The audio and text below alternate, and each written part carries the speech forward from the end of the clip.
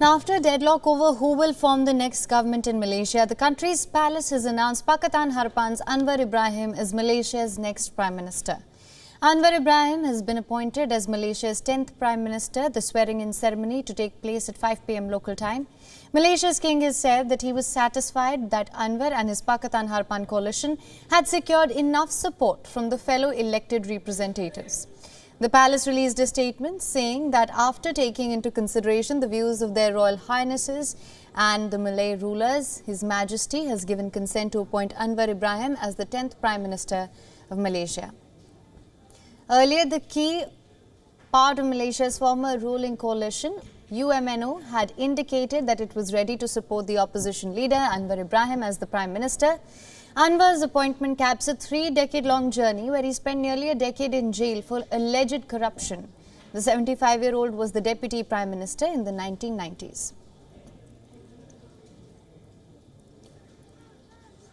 So after a deadlock over who will form the next government in Malaysia, the country's palace has now announced that Pakatan Harapan's Anwar Ibrahim will be Malaysia's next Prime Minister. Anwar Ibrahim has been appointed as Malaysia's 10th Prime Minister. The swearing-in ceremony is to take place at 5 p.m. local time.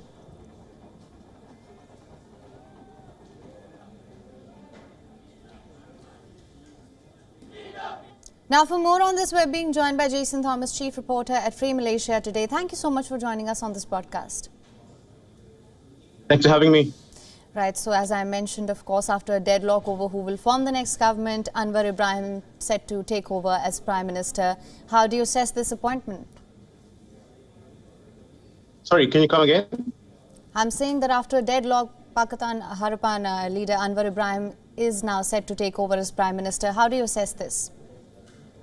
Oh, yeah, I think it's the... I think many people saw this coming. You know, after all, Anwar's party, Pakatan, won the most number of seats at the at Saturday's general election. There was an impasse for about 5 days. Never happened before. First time hung parliament in Malaysia. So I think the Agong and his brothers and his brother rulers had a meeting earlier today, and I think this is what I'm hoping that this is what they agreed on. So I think the what do you call it? The announcement from the palace was well received. All right. Now, that being said, with this appointment, how do you see Pakatan Harapan? Do you think they will be able to address all the voter concerns that dominated the polls this time? I think so. Yeah, they had a shaky start in 2018 when they first came to power.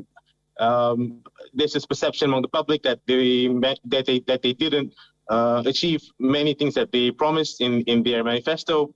So they'll definitely be looking to put a right to that this time around, I think. Right. So is Malaysia in for some policy changes? Yeah, I would hope so. I can see, well, the markets improved after the news from the Istana that Anwar would be named Prime Minister. So already you can see, I'm hoping to see better investor confidence, more stable and clear policies. Yeah, Anwar used to be the finance minister back in the 90s. So hopefully he'll bring some of the experience he'll put some of the experience to good use this time around. Mr. Jason Thomas, thank you so much for joining us on this broadcast with your inputs on this. Thanks. WION is now available in your country. Download the app now. Get all the news on the move.